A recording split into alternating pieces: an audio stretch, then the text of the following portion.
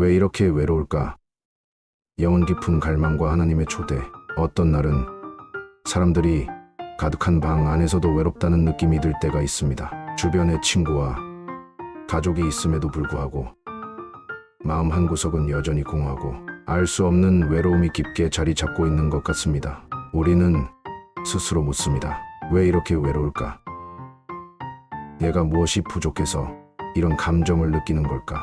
외로움은 단순히 사람들과의 물리적인 거리가 아니라 더 깊은 곳에서 오는 영혼의 갈증입니다. 하지만 이 감정이 잘못된 것이거나 부끄러워할 필요는 없습니다. 오히려 외로움은 우리가 누구인지, 무엇을 갈망하는 존재인지 깨닫게 해주는 중요한 신호일 수 있습니다. 그리고 놀랍게도 성경은 이 외로움조차 하나님께로 돌아가라는 부르심임을 가르쳐 줍니다. 우리가 느끼는 외로움의 뿌리는 어디에 있을까요?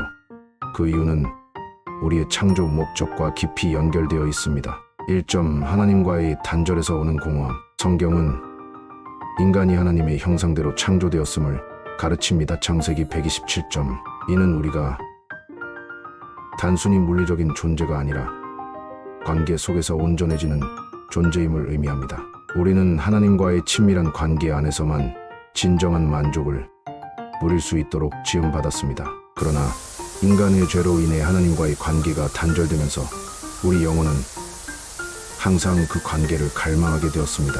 예수님은 사마리아 여인에게 이렇게 말씀하셨습니다. 이 물을 마시는 자마다 다시 목마르려니와 내가 주는 물을 마시는 자는 영원히 목마르지 아니하리니. 요한복음 41,314.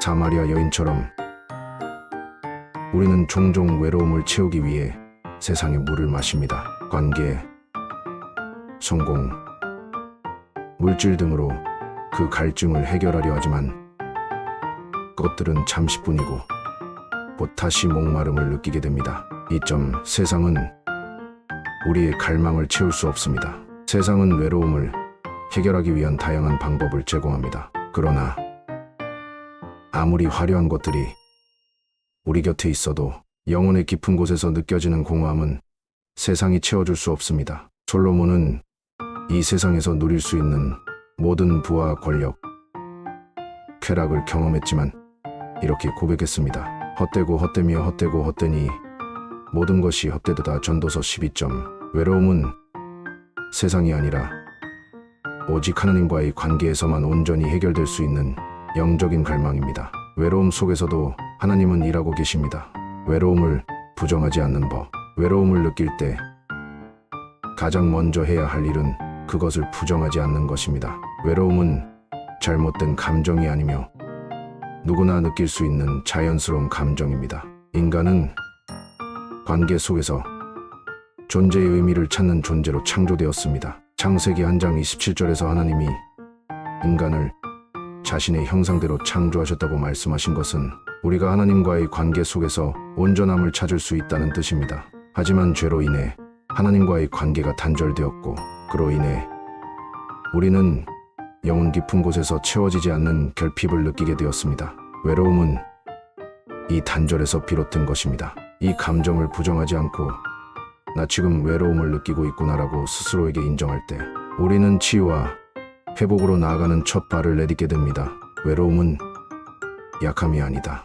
많은 사람들은 외로움을 느끼는 것이 약함의 표시라고 생각합니다. 그러나 외로움을 느낀다고 해서 자신이 부족한 사람이라는 뜻은 아닙니다. 외로움은 우리의 존재가 하나님과 사람들과의 연결을 갈망하고 있다는 건강한 신호입니다.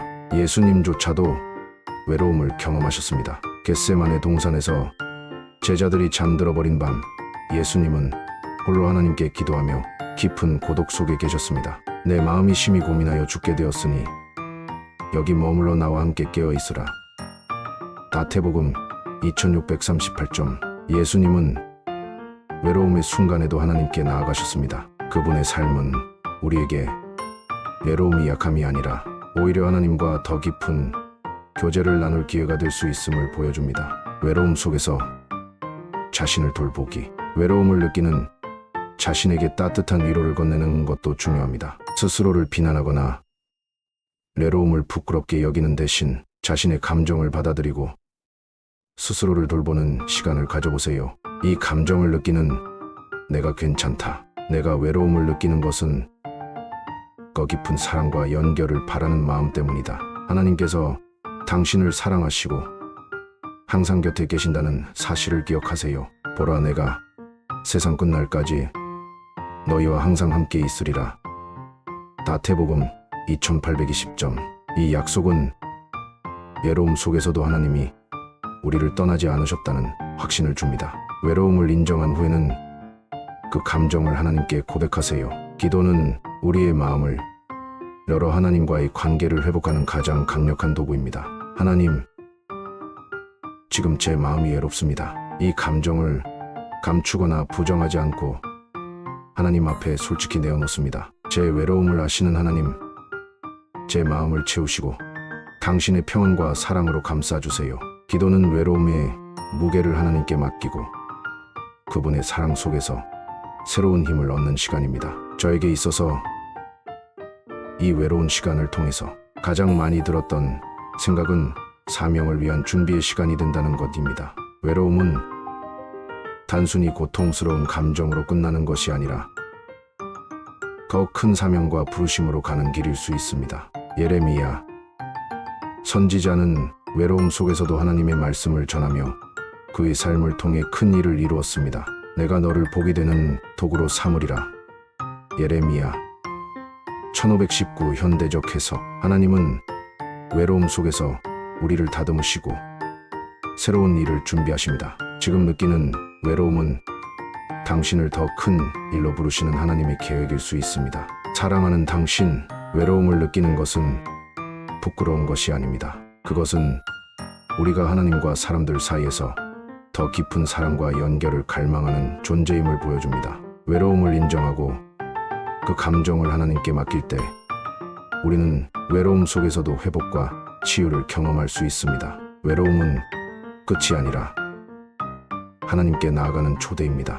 그분은 항상 당신 곁에 계시며 당신의 마음을 사랑과 평안으로 채우기를 기다리고 계십니다. 외로움은 그분과 진정한 내가 대화를 나눌 수 있는 소중한 시간이 되는 듯합니다. 같이 묵상을 하며 기도로 나아가는 시간이 되길 소망합니다.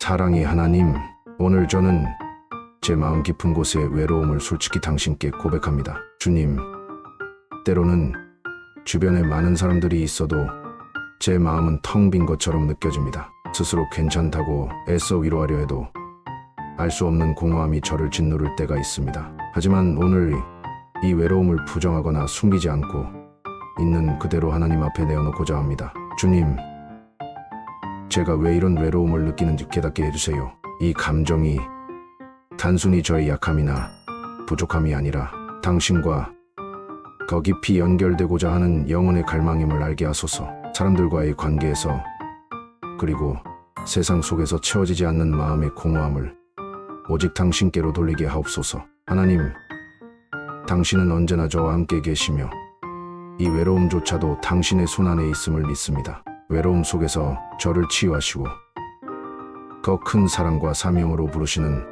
당신의 계획을 깨닫게 하소서. 예수님도 외로움 속에서 아버지께 기도로 나아가셨던 것처럼 저도 이 시간 당신께 기도로 나아갑니다. 주님, 제 마음을 위로하시고 당신의 평안과 사랑으로 가득 채워주세요. 제가 혼자가 아님을 깨닫고 항상 함께 하시는 주님의 임재 속에서 새로운 힘을 얻기를 원합니다. 이 외로움을 통해 사람들과의 관계를 돌아보고 더 많은 사랑을 나눌 수 있는 용기와 지혜를 주시옵소서. 그리고 주님, 제가 나눔과 섬김의 삶을 통해 외로움을 넘어서 당신의 축복이 흘러가는 통로가 되게 하소서. 외로움이 끝이 아니라 새로운 시작임을 믿습니다. 당신 안에서 제 삶이 새로워지고 온전해질 것을 기대하며 감사드립니다. 예수님의 이름으로 기도합니다. 아멘. 이 이야기가 좋았다면 주위에 나누어 주시고 담대함으로 오늘도 도전하시는 하루 되시길 바랍니다. 당신 곁에 항상 그분은 계시며 오늘도 쉼없이 일하고 계십니다.